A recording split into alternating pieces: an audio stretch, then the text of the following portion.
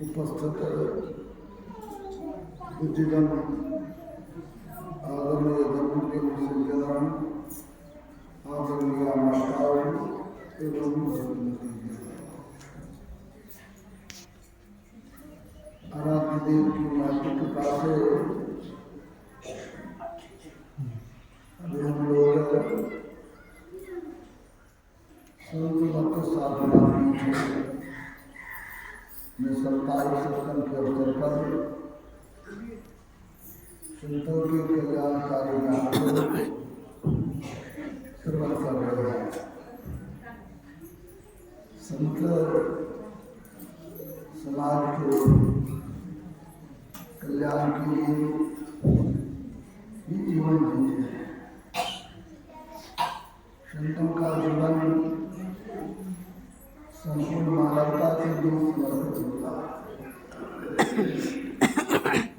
संत किसी जाति संप्रदाय या मजहब से बंधे हुए नहीं होते। संत सबों का होता है। संतों का ज्ञान सबों के लिए अनुकरणीय और अनुसरणीय होता है। संत प्रदूषण में रचा का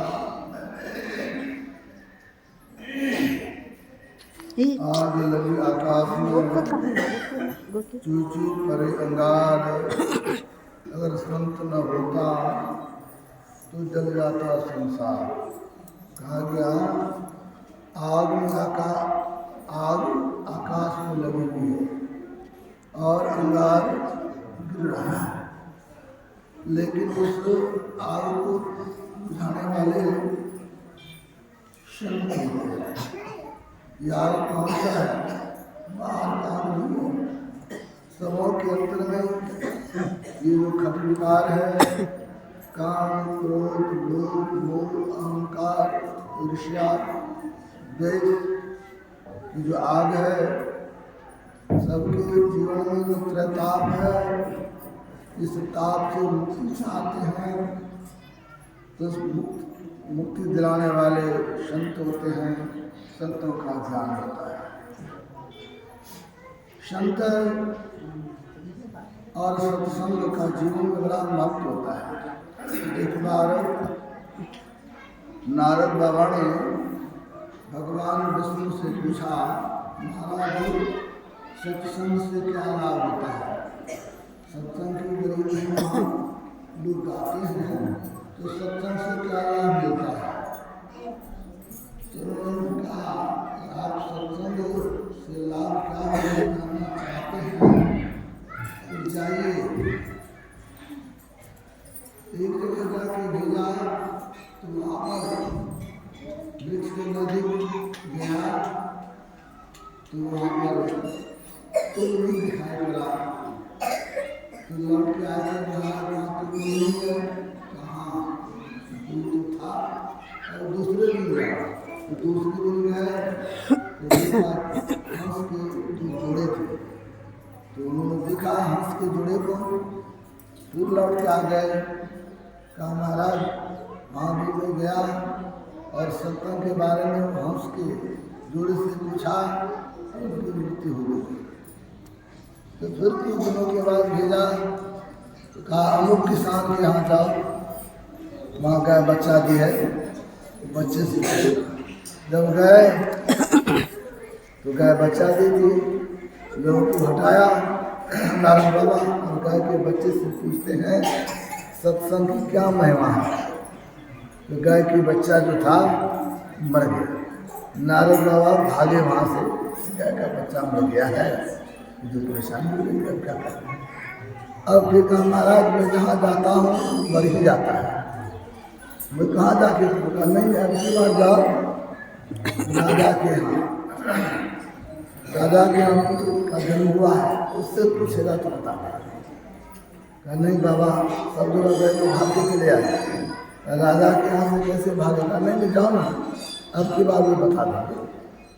जब ये आए राजा को बड़ी खुशी, हमारे यहाँ संत आए, कहा महाराज मैं आपके आया हूँ, आप यहाँ पुत्र का जन्म हुआ है, मैं उससे मिलना करा था। हाँ हुआ चलिए तब उससे नहीं मिलूँगा, कमरे में उसको रखिएगा, आपको खाली कर दिया तो नारद बाबा को मर जाएगा।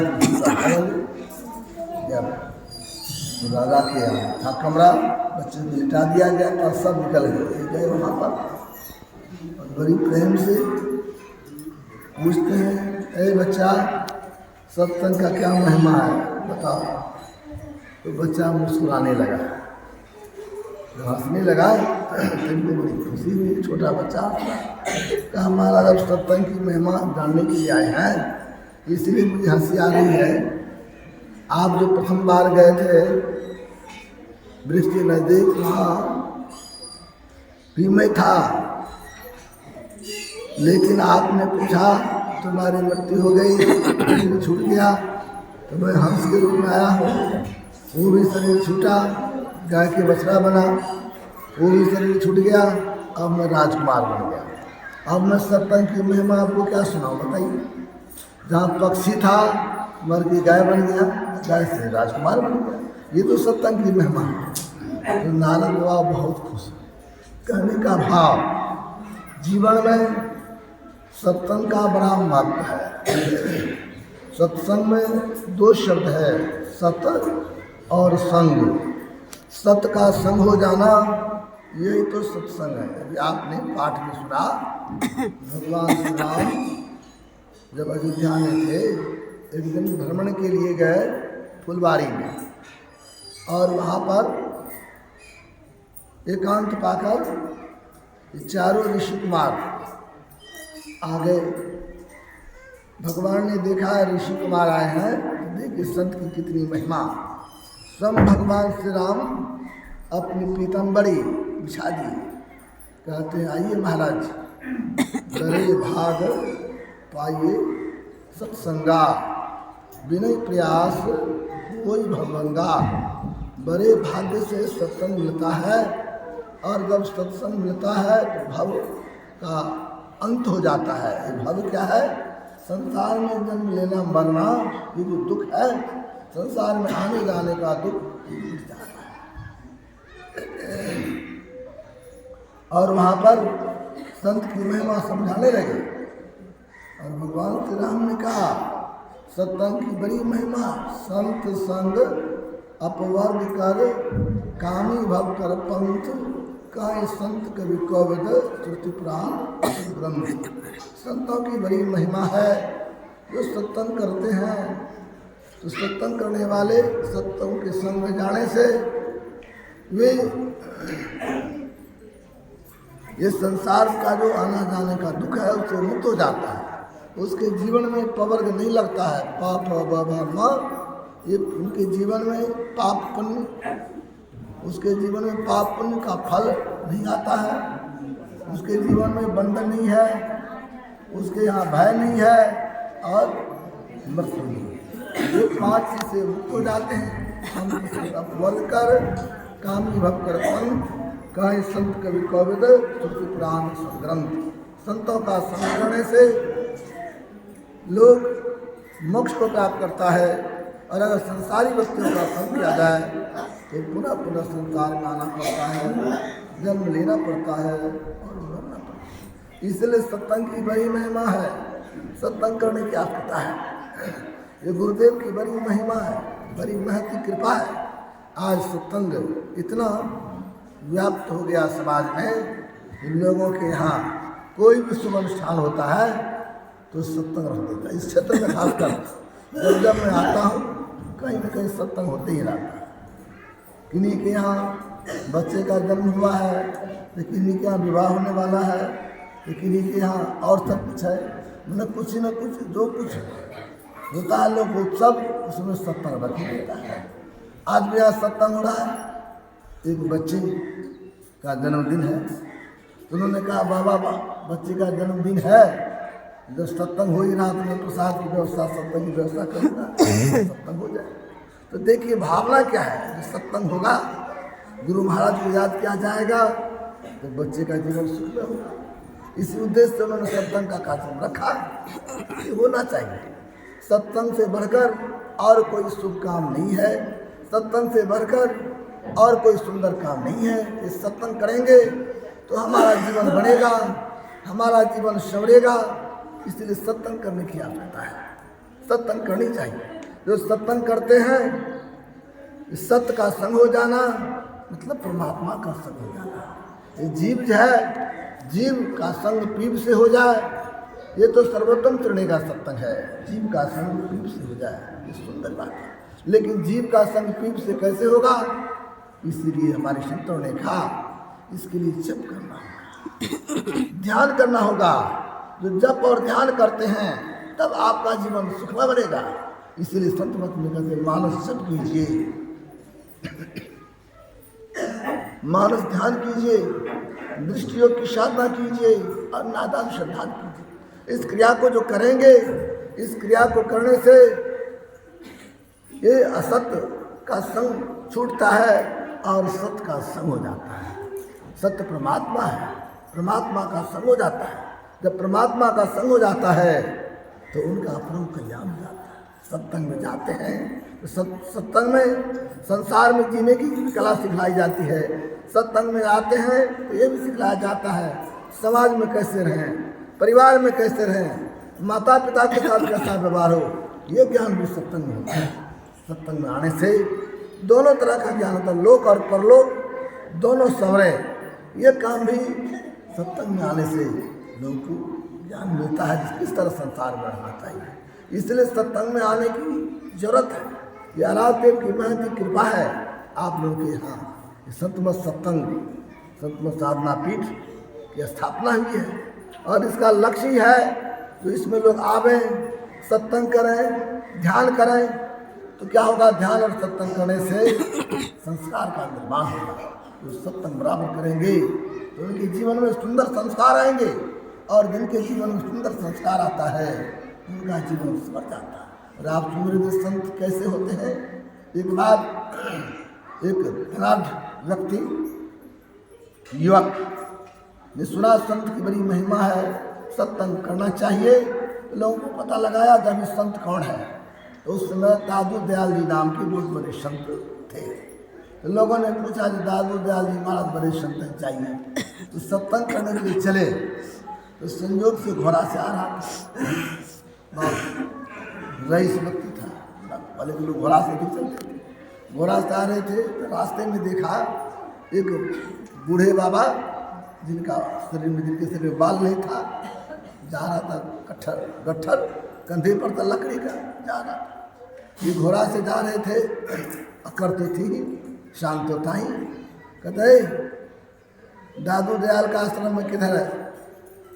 तो बेचारे जा रहे थे। फिर बोला क्या किया, हाथ में घोड़ा को चलाने के लिए कोरा होता है, जोर से कोरा मार दिया, सिर पर लग गया, खून चलने लगा।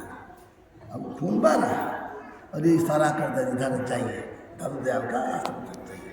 तो बेचारे चले गए और जा कर के देखा सत्संग की भीड़ लगी हुई है, सब लोग बैठे हुए हैं। दादू दयाल जी के रक्त निकल रहा था, लेकिन संत कैसे होते आए?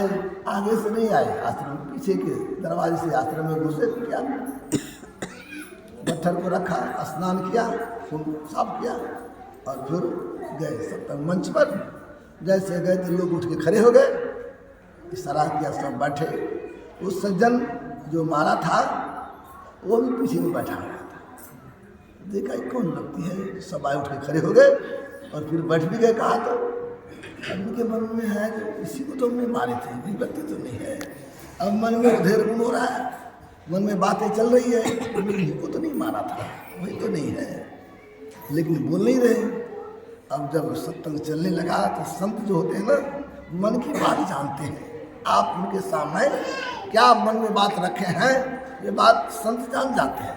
तो दादू दयाल जी महाराज समझ गए इनके मन में पश्चाताप हो रहा है, मारा है, इनके मन में पश्चाताप और सत्संग जैसे समाप्त हुआ, सब आया प्रणाम करने के लिए। तो ये भी क्या प्रणाम करने के लिए। दादू दयाल जी कहते हैं बेटा कोई बात नहीं है, माई लोग बर्तन खरीदने के लिए जाती है ना, तो मिट्टी का बर्तन पहले मिलता था, तो मिट्टी का बर्तन खरीदती है तो ऐसे ठोकती है, ठोक बजाती है, बढ़िया आवाज़ करता है तो समझ लेता है कि बर्तन बढ़िया पका हुआ है। तो एक 2 पैसे के भाड़े को खरीदने के लिए जाती है माई लोग, तो ठोकती है, ठोक करके बजाती है, आवाज़ बढ़िया है। तुम जीवन के महत्वपूर्ण सौदा करने के लिए आया है, संत की खोज में आया है, गुरु की खोज में आया है, सत्संग में आया है, तुम भी अगर ठोक ही दिया तो कौन बड़ी बात किया, एक आध कोरा मार ही दिया छड़ी तो कौन बड़ी बात, कोई बात नहीं, चिंता नहीं बात। अब बेचारे उनके चरणों पर गिर गया, चरणों पर गिर गया। ऐसे होते संत सबों के मन की बात को परख लेते। हमारे गुरु महाराज जिनकी तस्वीर आप देखते हैं, होली आने वाला है, तो होली के अवसर पर एक सज्जन रात में पति पत्नी बैठे थे, मन में बात उठी तो विचार पत्नी कहती है देखिए ना अब के बाद होली में मन होता है गुरु महाराज को दल पूरी खिलाएंगे, दल पूरी खिलाएंगे। तो पति के हाँ अच्छी बात है, बोला कल लेके जाएंगे, कोई बात ले जाएंगे। अब चर्चा चली रात में, अब दिन होगा तो बनाएंगे। तो दिन में बनाने की बात होने लगा, तो गुरु महाराज का जब भोजन आया तो आज देखें हमको भूख नहीं है, नहीं खाए, भोजन क्यों नहीं किया। अब ये तो पूरी बना दी, लेकिन होली का धुरखेल था। मन में कहते हैं पति कहते हैं पत्नी से देखो जी आज तो धुरखेल का समय है, जाएंगे पूरी लेकर के लोग अबीर दे देगा, धूली दे देगा तो खराब कैसे खाएंगे, इसलिए अब आज नहीं कल जाएंगे। अब गुरु महाराज दिन में भी नहीं खाए, रात में भी नहीं खाए, खाने की इच्छा नहीं है। अब जब परेशान होने लगे तो गुरु महाराज मनोहर बाबू आए हैं, मनोहर चौधरी आए हैं। जैसे मनोहर चौधरी कहा तो कुछ संस्कृत बात है वहाँ पर, क्या बात है मनोहर बाबू का नाम कहते हैं, केदार बाबा हैं, उनको भेजा कर जाइए। देखिए तो मनोहर बाबू जैसे गए उनके घर पर, केदार बाबा चिंते थे, अभी रात में किससे आगे सामने कहते गुरु महाराज आपको याद कर रहे हैं, भी नहीं खाए हैं, अभी भी आपको याद कर रहे हैं। अब उनकी पत्नी रोने लगी, तुरंत दूध बनाई, तुरंत भागी यहाँ से आगे गुरु महाराज के सामने दिया, गुरु महाराज ने थोड़ा सा एक टुकड़ी खाए, सबको बांट दिया प्रसाद। कहने का भाव मन में संकल्प किया संत को खिलाएंगे, गुरु को खिलाएंगे, तो गुरु महाराज निमंत्रण स्वीकार करें। ऐसे होते संत, तो संत लोगों के मन की बात को जानते हैं। संत के चरण में जो जाता है, गुरु के चरण में जाता है, उनका परम कल्याण हो जाता है। हम लोगों का बड़ा सौभाग्य है, आराध्य देव जैसे गुरु हम लोगों को मिले हैं, तो हम लोगों का एक कर्तव्य बनता है गुरु महाराज के ज्ञान के अनुसार चले। गुरु महाराज ने जो हम लोग को उपदेश दे करके गए हैं, उस उपदेश को जीवन में उतारें, गुरुदेव के उपदेश को जीवन में उतारेंगे, तब तो हमारा परम कल्याण होगा। अगर उनके उपदेश को नहीं उतारेंगे तब हमारा कल्याण नहीं होगा।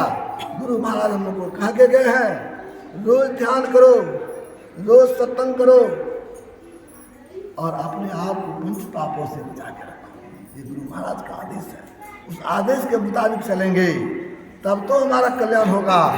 जब आदेश के मुताबिक नहीं चलेंगे तब हमारा कल्याण नहीं होगा। गुरुदेव जो होते हैं कल्प वृक्ष गुरुदेव, मनोरथ सब करे, कामधेनु गुरुदेव चुना कृष्णा हरे। कल्प वृक्ष के समान गुरु होते हैं, कामधेनु के समान गुरु होते हैं। गुरु के चरण में जो जाते हैं उनका परम कल्याण हो जाता है। अब की बात अखिल भारतीय वार्षिक महाधिवेशन सौभाग्य से हमारे तीर्थराज प्रयाग में संपन्न हुआ, वहाँ हम लोग भी गए थे। वहाँ पर महामंडलेश्वर आशुतोष आनंद गिरी जी महाराज भी आए हुए थे। उन्होंने बड़ा अच्छा कहा संत मत के बारे में। संत मत का ज्ञान बड़ा ऊंचा ज्ञान है। संत मत का ज्ञान जो जीवन में अपनाएंगे उनका कल्याण हो जाएगा।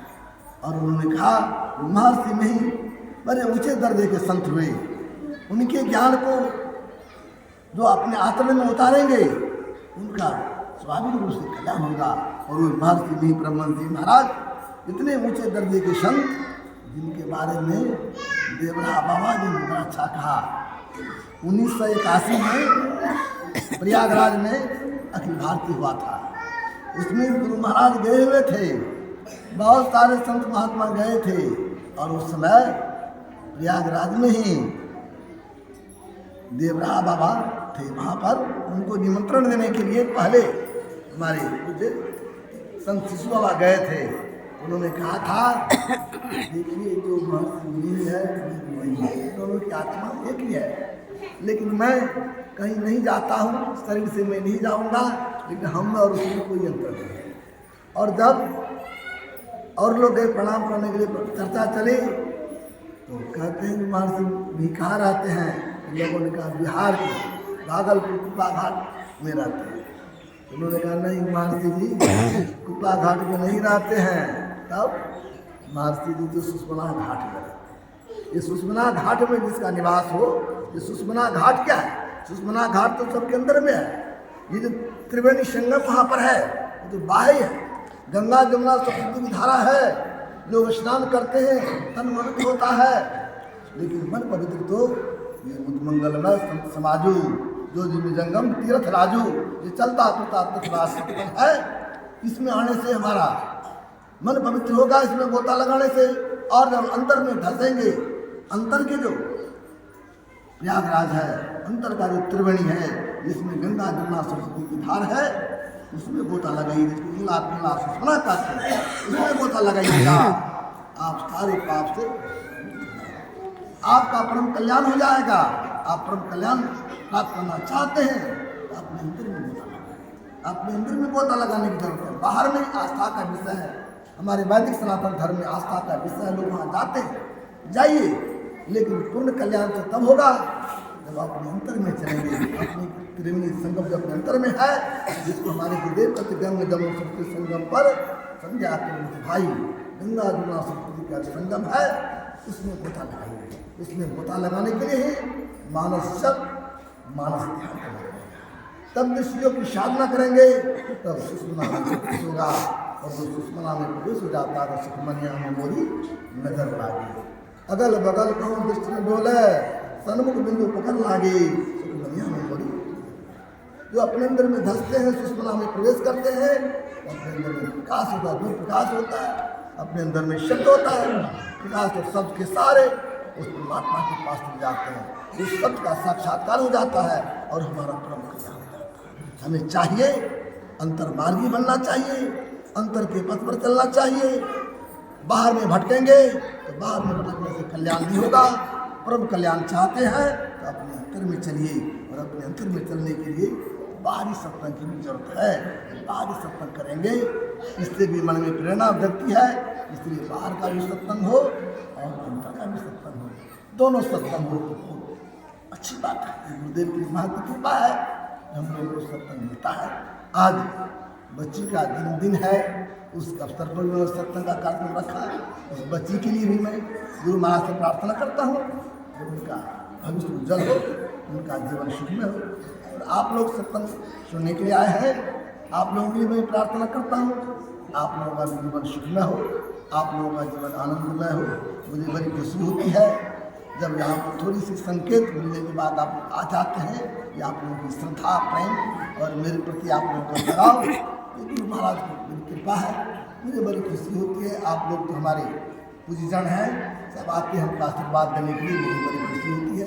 इसी तरह प्रेम बना के रखें, आस्था बना के रखें, और जब जब सत्संग हो इस सत्संग से लगते रहे, सत्संग से जुड़ते रहे, आपका हिंदू और दोनों समझेगा। इन्हीं के साथ मैं को विराम